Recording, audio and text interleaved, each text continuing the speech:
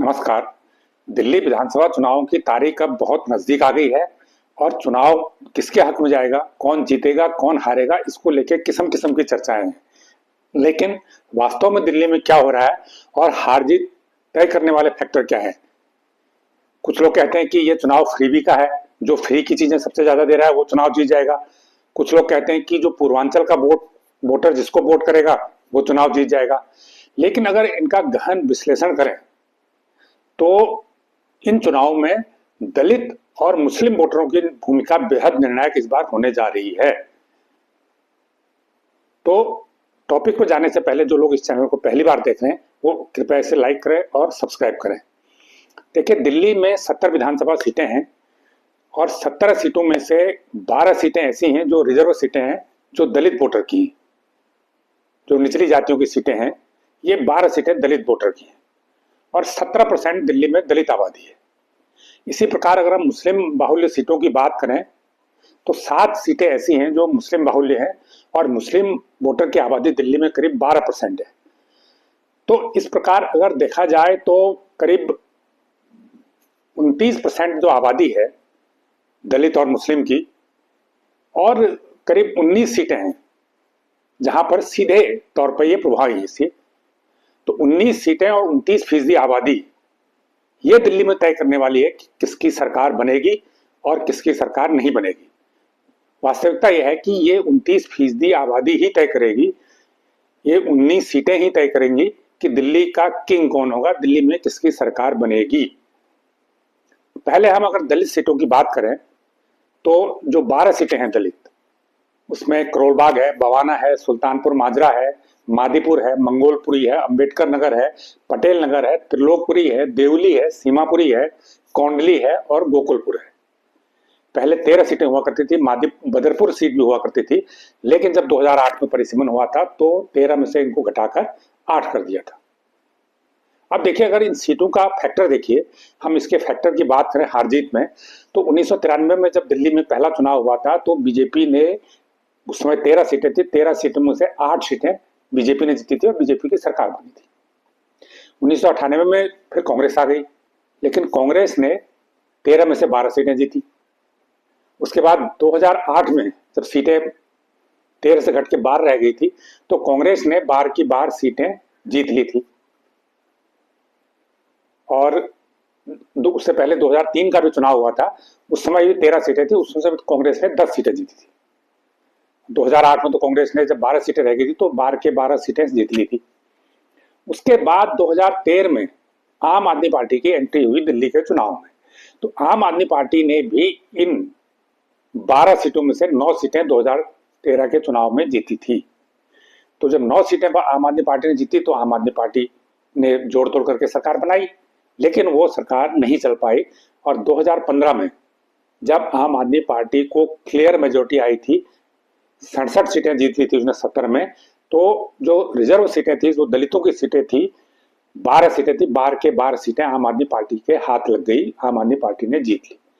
और 2020 में भी फिर वैसे ही हुआ, जब आम आदमी पार्टी 70 में से 62 सीटें जीतने में कामयाब रही, तो ये जो दलित वाली सीटें थी, ये रिजर्व वाली जो सीटें थी, उनमें से 12 के 12 सीटें आम आदमी पार्टी ने जीत ली। तो बीजेपी से लेके, कांग्रेस से लेके आम आदमी पार्टी तक का जो सफर है दिल्ली में चुनाव का, वो ये दिखाता है कि दलित सीटों पर जिसका कब्जा हुआ उसने सरकार बना ली। तो एक फैक्टर तो ये होगी। जहां हमने बात की है कि जो 12 दलित सीटें हैं, इसके अलावा भी दिल्ली में करीब 1 दर्जन से अधिक सीटें ऐसी हैं जहां पर वो रिजर्व सीट तो नहीं है, लेकिन दलित वोट वहां पर हावी है, दलित वोट वहां पर महत्वपूर्ण फैक्टर में है। इसमें यमुना पार की काफी सीटें हैं, कुछ बाहरी दिल्ली की सीटें हैं, तो ऐसी कम से कम 1 से 1.5 दर्जन सीटें और है जहां पर दलित वोट प्रभावी रहता है और उसका इधर उधर होना काफी मायने रखता है। तो पहली बात तो यह है कि दलित वोटर महत्वपूर्ण भूमिका निभाने जा रहे हैं। हम जानते हैं कि यूपी में मायावती की सरकार कई बार बनी है तो वो दलित वोटर की वजह से ही बनी है। तो दलित वोटर 70% दिल्ली में है, वो कम नहीं है, क्योंकि यूपी में 20% है। तो यूपी में 20% से जब वहां सरकारें बन सकती हैं दलित पार्टी की, दलित की राजनीति करने वाली पार्टी की, तो दिल्ली में 70% वोट जो दलितों का है वो भी महत्वपूर्ण भूमिका निभा रहा है किसी की सरकार बनाने में। तो एक बात तो ये हो गई। दूसरी बात इसमें महत्वपूर्ण यह है कि क्या दलित वोट इस बार भी आम आदमी पार्टी को मिलेगा? दलित वोट में सेंध लगाने के लिए बीजेपी ने भी बहुत सारे घोषणाएं की हैं। दलित छात्रों को छात्रवृत्ति देने की बात कही है, और भी जो केंद्रीय स्तर पर बीजेपी द्वारा दलितों पर काफी फोकस किया जा रहा है। इसके अलावा कांग्रेस भी दलितों में पैठ बनाने की कोशिश कर रही है। कांग्रेस और आम आदमी पार्टी दोनों अंबेडकर पर गृह मंत्री अमित शाह के बयान को मुद्दा बना रहे हैं कि अंबेडकर का अपमान किया उन्होंने। तो ऐसे में क्या दलित वोट पर आम आदमी पार्टी इस बार काबिज हो पाएगी या दलित वोट बटेगा? देखिए, जो ग्राउंड रिपोर्ट है वो ये कहती है कि दलित वोट इस बार बट रहा है। वो बीजेपी को भी जा रहा है, वो कांग्रेस को भी जा सकता है, और आम आदमी पार्टी को एक उसका हिस्सा, बड़ा हिस्सा मिलेगा। लेकिन उस दलित वोट में इस बार दिल्ली में विभाजन होना तय है। अगर ये विभाजन होता है तो फिर दिल्ली की स्थितियां बदल सकती हैं। तो पहली बात तो ये हुई। और बीएसपी ने भी कई जगह अपना कैंडिडेट उतारे हैं। बीएसपी का इसलिए महत्वपूर्ण है कि 2008 में बीएसपी ने एक बार 14% वोट अकेले दिल्ली में हासिल कर लिया था। 17 में से 14% दलित वोट बीएसपी ने हासिल कर लिया था, और उसमें बीएसपी ने 2 सीटें जीती भी थी। एक बदरपुर सीट जीती थी, गोकुलपुर सीट जीती थी। हालांकि उसके बाद बीएसपी हर चुनाव में दिल्ली में अपने उम्मीदवार उतारती है, लेकिन उसको 1% से ज्यादा वोट नहीं मिला।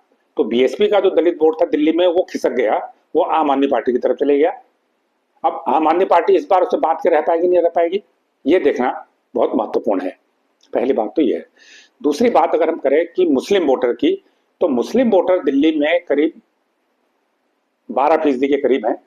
और मुस्लिम वोटर वाली सीटों की बात करें तो जो मुस्लिम वोटर वाली सीटें हैं, 7 सीटें ऐसी हैं जहां पर मुस्लिम वोटर निर्णायक भूमिका में है।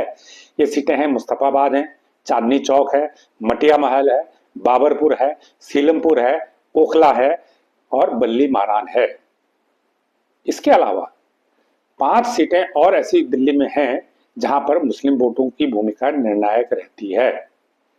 लेकिन 7 सीटें तो ऐसी हैं जहां पर मुस्लिम वोट ही हार जीत तय करते हैं, और यहाँ पर 40-45% और इससे भी ज्यादा आबादी, कहीं तो 50% से भी ज्यादा आबादी मुस्लिम वोटर की है।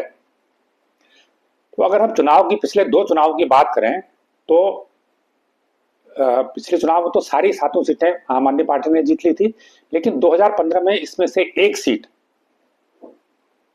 बीजेपी ने जीत ली थी। वो मुस्तफाबाद सीट थी, वो सीट बीजेपी ने जीत ली थी।